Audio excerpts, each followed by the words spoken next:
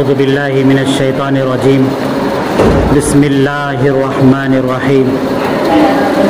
الحمد لله رب العالمين والصلاة والسلام على سيد الأنبياء والمرسلين.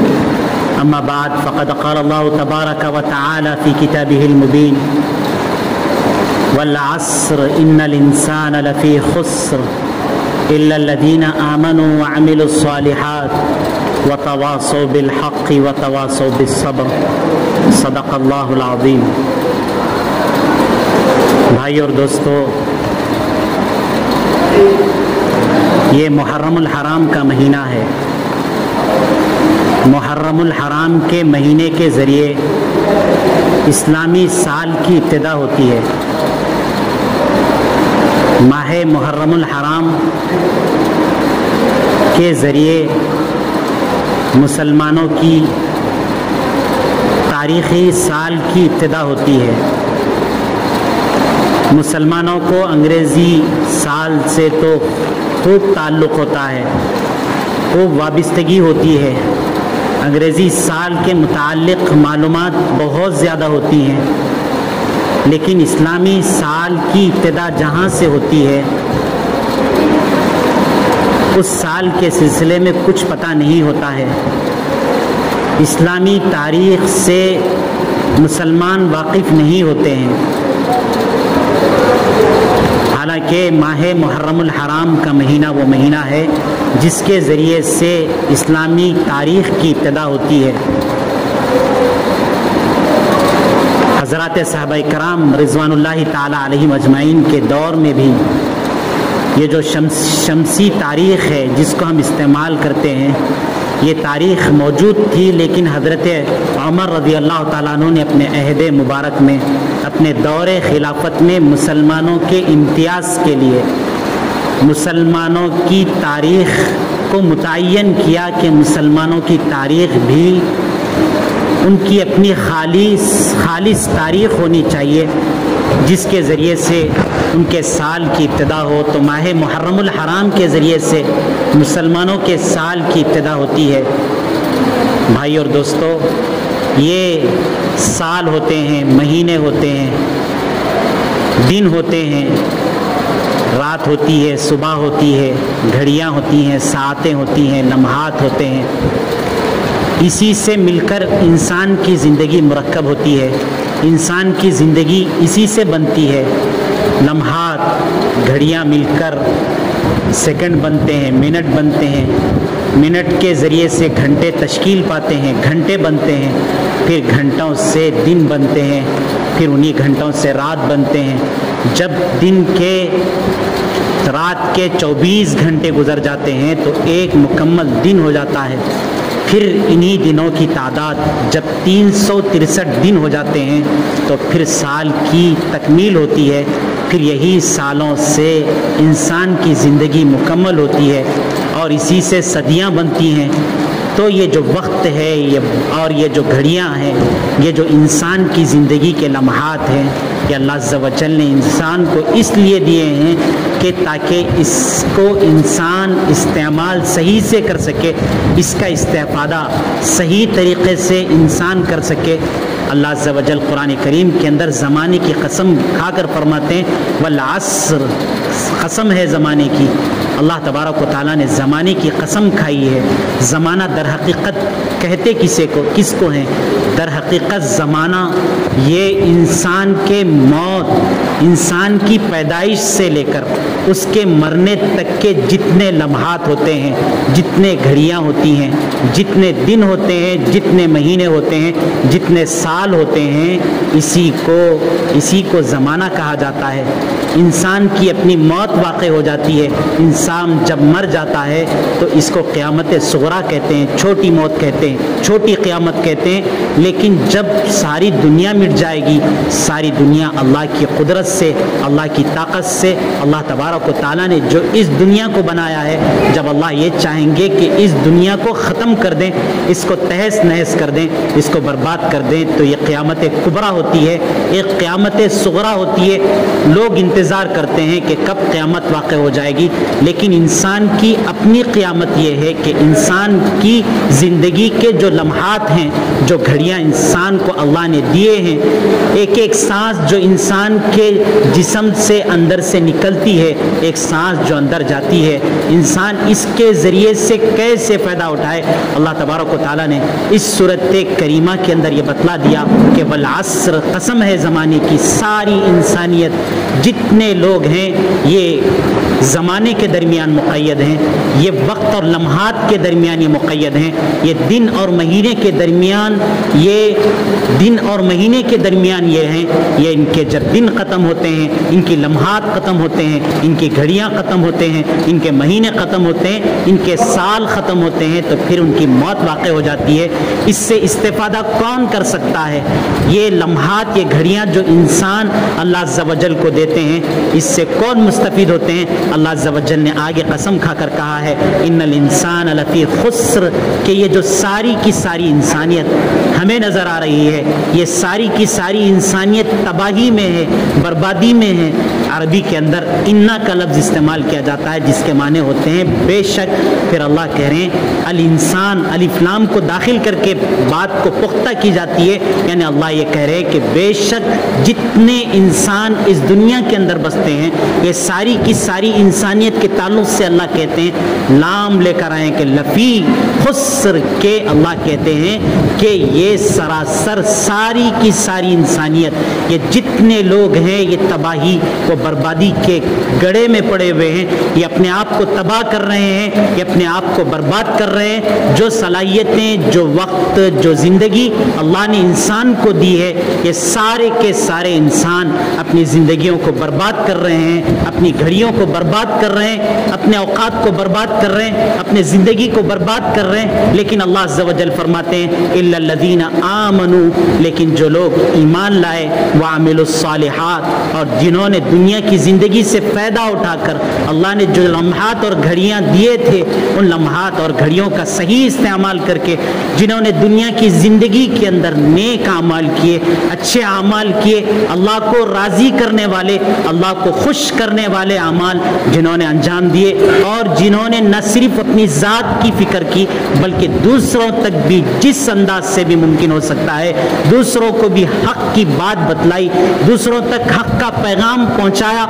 اور جب اس حق کے پیغام کے پہنچانے میں اور ان اعمال کے انجام دینے میں، ان کاموں کے انجام دینے میں، اللہ عز و جل کو راضی کرنے والے اعمال کو انجام دینے میں اگر کوئی مصیبت آ گئی، اگر کوئی پریشانی آ گئی، اگر کچھ آدمی کو عبادات کے ادا کرنے میں، نمازوں کے ادا کرنے میں، انسانوں کے حقوق کے ادا کرنے میں اگر کوئی تکلیف ہوتی ہے تو وہ لوگ اس پر صبر کرتے ہیں، ایمان لاتے ہیں، نیک اعمال کرتے ہیں، اور نیک اعمال کی دعوت دوسروں کو دیتے ہیں، اور نیک اعمال کی دعوت کے دینے میں اور خود نیک اعمال پر چلنے کے سلسلے میں اگر کوئی مصیبت آتی ہے، پریشانی آتی ہے تو اس کو برداشت کرتے ہیں، تو اللہ عز و جل کہتے ہیں کہ ساری انسانیت، جتنے انسان ہیں، سارے کے سارے انسان تباہی میں ہیں، بربادی میں ہیں۔ یہ اللہ عز و جل کہہ رہے ہیں جس اللہ عز و جل نے انسان کو بنایا ہے، انسان کو بنا کر انسان کے پیر کے ناخن سے لے کر سر کے بال تک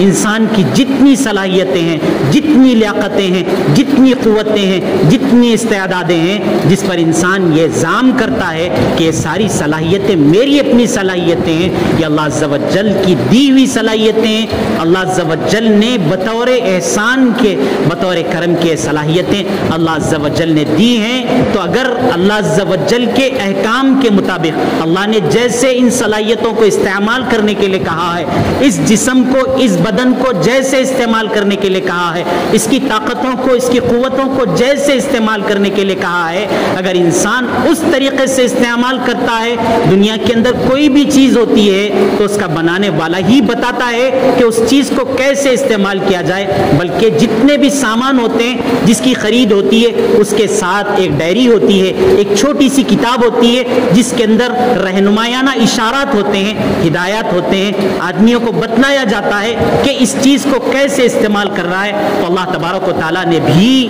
انسان کو بتلا دیا، انسان کو نہ صرف پیدا کیا بلکہ یہ بتلایا کہ انسان کو زندگی کیسے گزارنی ہے، انسان کی زندگی کے یہ لمحات، انسان کی زندگی کی یہ گھڑیاں اللہ کو راضی کرنے کے لیے یہ کیسے گزریں، اللہ تبارک و تعالیٰ نے یہ ساری چیزوں کو بتا دیا۔ اللہ عز و جل کہتے ہیں کہ تمہاری جو زندگی ہے، قرآن کریم کے اندر اللہ فرماتے ہیں هو الذی جعل اللیل والنہار، اللہ ہی کی تو ذات ہے جو رات اور دن کو بناتی ہے، جس کے ذریعے سے تمہارے صبح و شام ہوتے ہیں، جس کے ذریعے سے تمہاری زندگی بنتی ہے، جس کے ذریعے سے تم اپنے کاموں کے لیے نکلتے ہو۔ رات ہوتی ہے تو آرام کرتے ہو، آرام کی گھڑیاں ہوتی ہیں، آرام کے اللہ تبارک و تعالیٰ مواقع میسر کرتے ہیں، ایسے حالات پیدا کرتے ہیں، ایسی سکون پرسکون رات ہوتی ہے کہ انسان پر خود بخود نیند طاری ہو جاتی ہے۔ پھر جب آدمی رات کو سو کر دن میں اٹھتا ہے تو چاق و چوبند ہوتا ہے، چست ہوتا ہے، پرتیلا ہوتا ہے، پھر اللہ تبارک و تعالیٰ کے اس دن کے اندر کام کے لیے نکل جاتا ہے۔ یہ رات و دن کے بنانے والے اللہ عز و جل کہتے ہیں کہ ہے کوئی شخص جو ان رات و دن کے تبدیلیوں کے ذریعے سے اللہ کی ذات کو جان سکے، اللہ تبارک و تعالیٰ سے نصیحت کو حاصل کر سکے اور اللہ تبارک و تعالیٰ کا شکرانہ ادا کر سکے کہ اللہ عز و جل نے نہ صرف یہ کہ مجھے پیدا کیا بلکہ اس زمین کے اندر، اس روئے زمین کے اندر وہ ساری صلاحیتیں رکھ دی، وہ ساری طاقتیں، وہ ساری چیزیں اللہ نے ودیعات کر دی کہ جس کے ذریعے سے انسان اپنے ذات کے لیے پیدا اٹھا سکے، اپنی زندگی کو صحیح گزار سکے۔ یہ اللہ عز و جل کا احسان ہوتا ہے۔ تو اللہ کہتے ہیں کہ کون ہے لمن اراد ان یذکر، کہ اس اپنے وجود کے ذریعے سے اس ساری دنیا اور اس کائنات کے سارے نظام کے ذریعے سے مجھ کو پہچان سکے اور میرے اس نظام کے ذریعے سے نصیحت حاصل کر سکے۔ کون ہے میرا شکر گزار بندہ کہ جو ان سارے حالات کو دیکھ کر، ان ساری چیزوں کو دیکھ کر میرے سامنے میں سجدہ ریز ہو جائے، میرے سامنے میں سرنگو ہو جائے، اپنی مقدس پیشانی کو، اپنی مقدس ناک کو جس پر اسے ناز ہوتا ہے اس کو اپنے گھر میں آ کر اللہ تبارک و تعالیٰ کے سامنے میں جھکا دے۔ اللہ تبارک و تعالیٰ کہتے ہیں کہ بھائی اور دوستو، سال آتے ہیں، دن آتے ہیں، لمحات ہوتی ہیں، گھڑیاں ہوتی ہیں، پھر اس کے ذریعے سے دن بنتے ہیں، دن اور رات ہو کر پھر دن اور رات جب مکمل ہو جاتے ہیں تو 24 گھنٹے کا ایک دن ہوتا ہے، پھر مہینہ بنتا ہے 30 دنوں کے ذریعے سے، 31 دنوں کے ذریعے سے، پھر اس کے بعد 360 دن ہوتے ہیں تو اس کے ذریعے سے پھر سال بنتے ہیں، پھر سالوں سے انسان کی عمریں بنتی ہیں۔ نبی کریم صلی اللہ علیہ وسلم نے فرمایا کہ میری امت کی عمر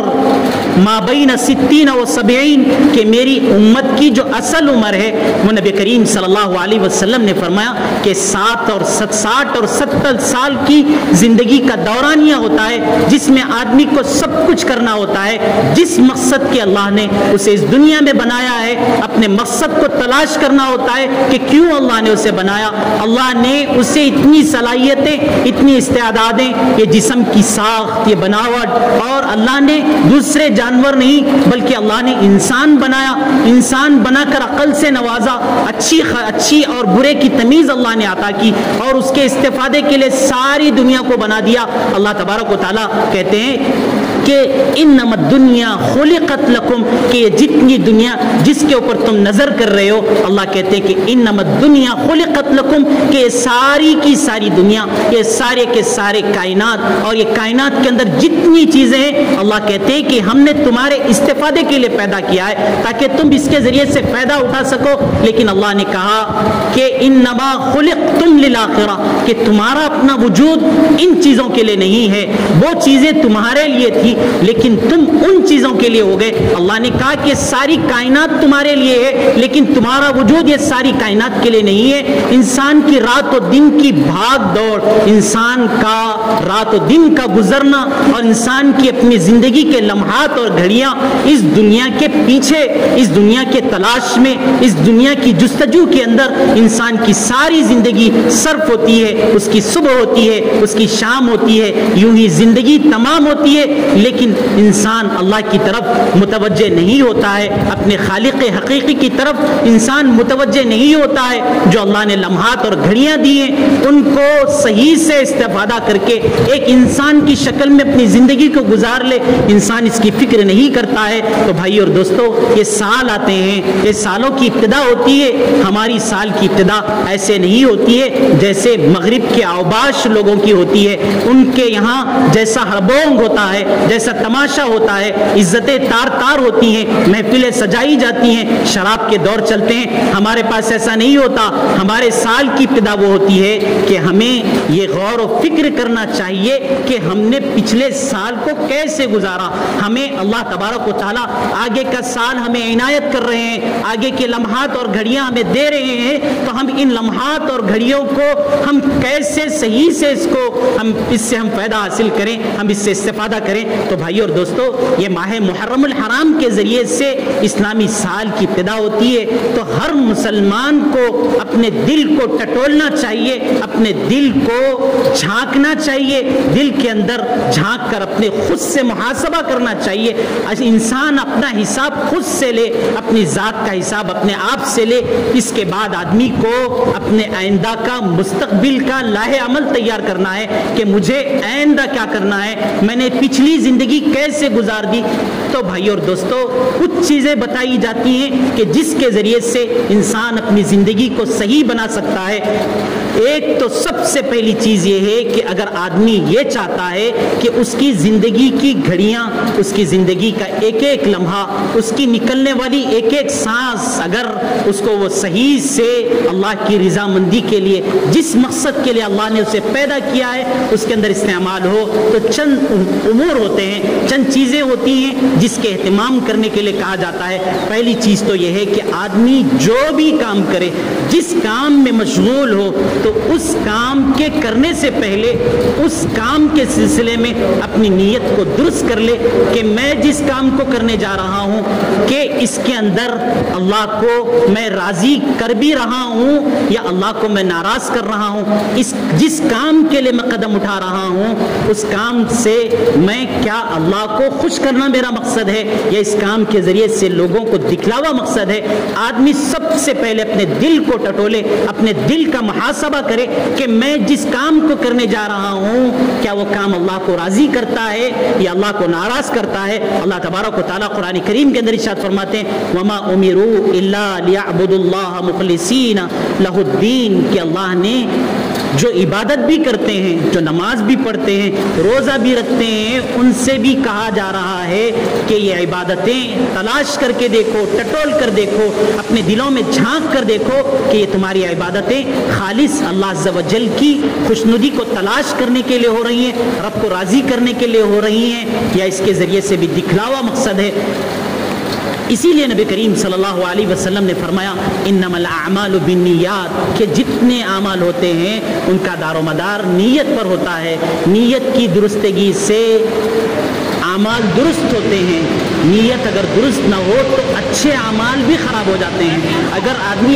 اچھے اعمال بھی کرتا ہے لیکن نیت اگر درست نہیں ہے، اللہ کی رضامندی اس کے ذریعے سے مقصود نہیں ہے، تو وہ اس کے خراب تو اعمال اپنی جگہ پر رہے، اس کے اپنے اچھے اعمال بھی اکارت جاتے ہیں، بیکار جاتے ہیں، اس کو آخرت میں اس سے کوئی فائدہ نہیں ہوتا ہے۔ بھائی اور دوستو، دوسری چیز نبی کریم صلی اللہ علیہ وسلم نے یہ ہدایت فرمائی کہ سال کے ابتدا میں آدمی کو یہ فکر کرنا چاہیے، یہ سوچنا چاہیے کہ میرے دینی علم کے اندر کتنا اضافہ ہو رہا ہے۔ میں کیا صرف اپنی دنیا کے اندر مصروف ہوں، اپنی دنیا کو جمانے میں، کمانے میں اور اپنی دنیا کو گننے میں اسی کے پیچھے پڑا ہوا ہوں، یا میری دینی معلومات کے اندر اللہ اور اس کے رسول اللہ صلی اللہ علیہ وسلم کو جاننے کے سلسلے میں، اپنی آخرت کو درست کرنے اور سنوارنے کے سلسلے میں میری معلومات میں کچھ اضافہ ہو رہا ہے یا نہیں ہو رہا ہے، یا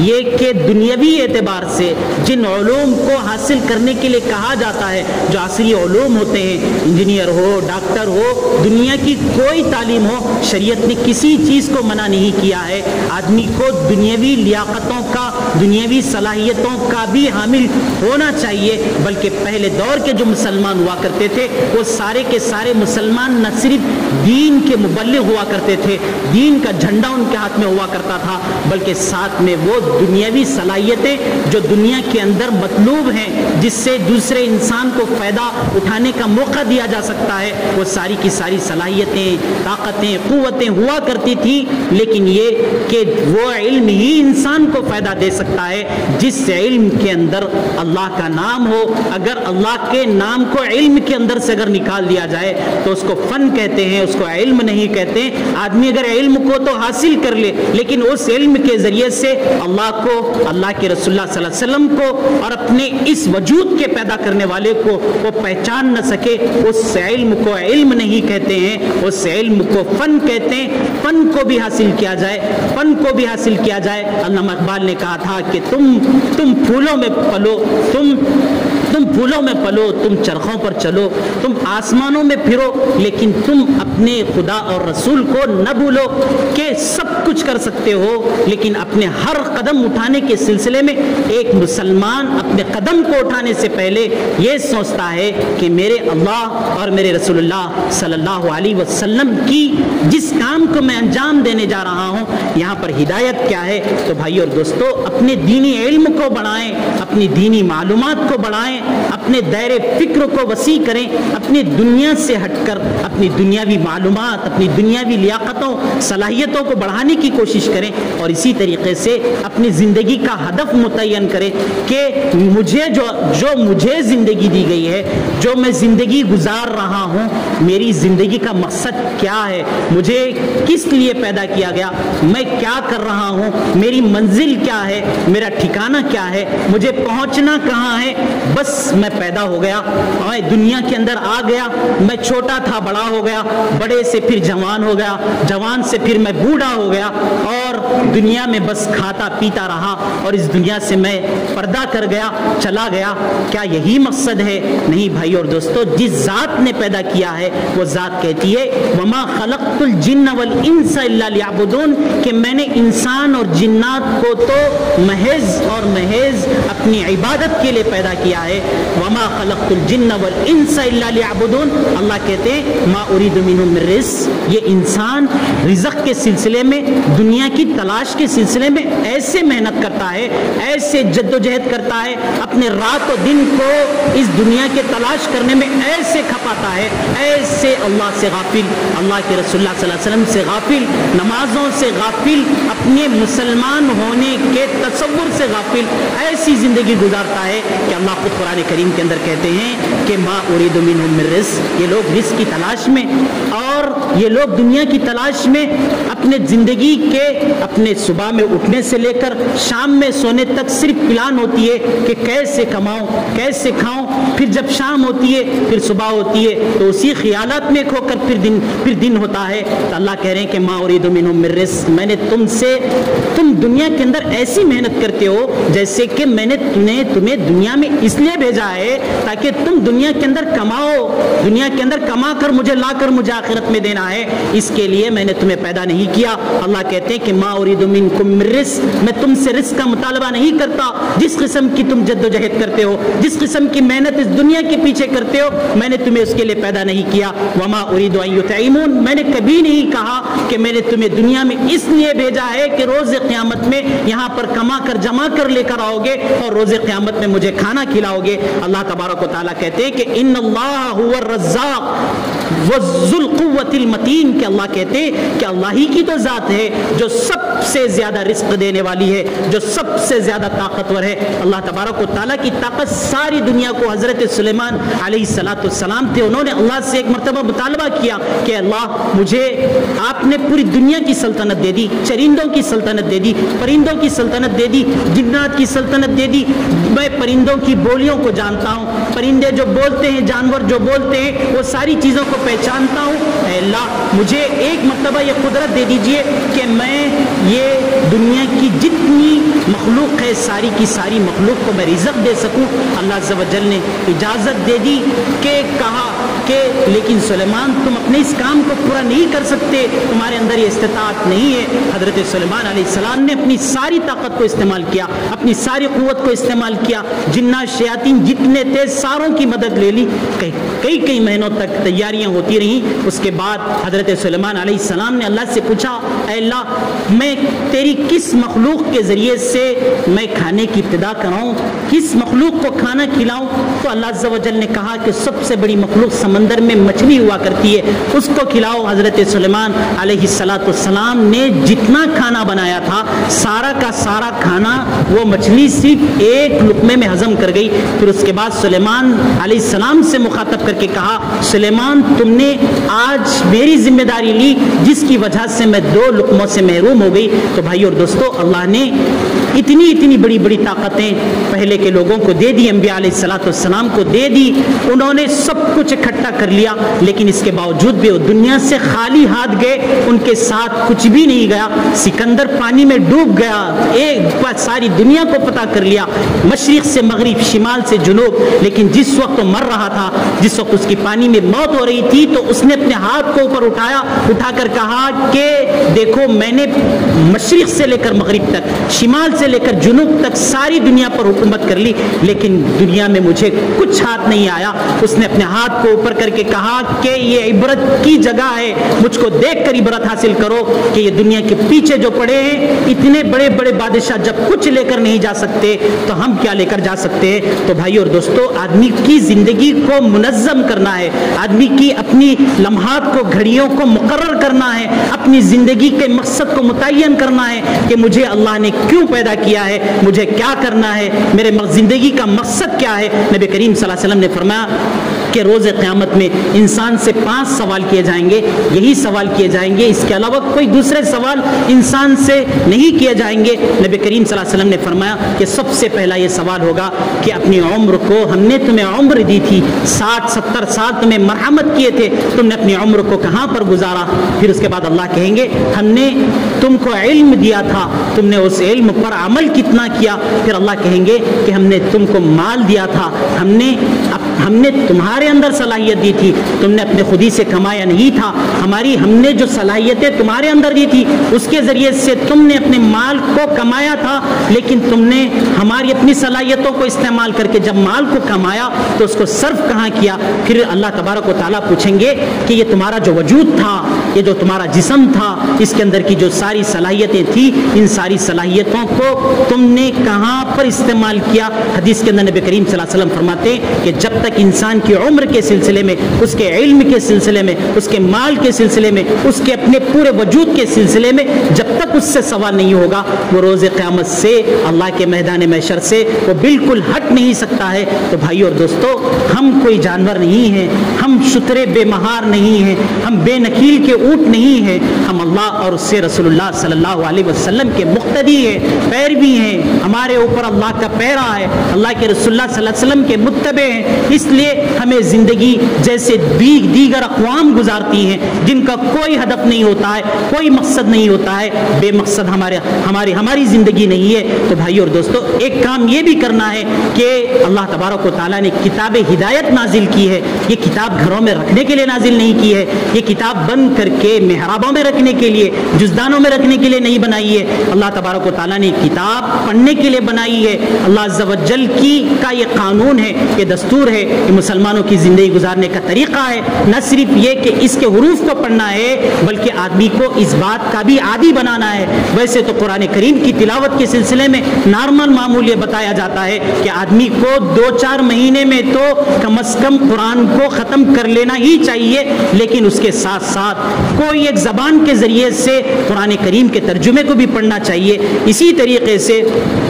بھائی اور دوستو، نفل نمازوں کا اہتمام انسان کی زندگی کا حصہ ہونا چاہیے۔ اللہ تبارک و تعالیٰ کہتے ہیں کہ وَلَا يَزَالُ يَتَقَرَّبُ الْعَبْدُ إِلَيَّ بِالنَّوَافِلِ، کہ فرض نمازیں تو فرض ہیں جس سے کوئی مسلمان کو چھٹکارا نہیں ہے، بغیر فرض نماز کے در حقیقت وہ نام کا تو مسلمان ہو سکتا ہے، لیکن وہ حقیقی مسلمان وہ اللہ عز و جل کے لیے یہاں نہیں ہے۔ نبی کریم صلی اللہ علیہ وسلم نے حدیث کے اندر فرمایا کہ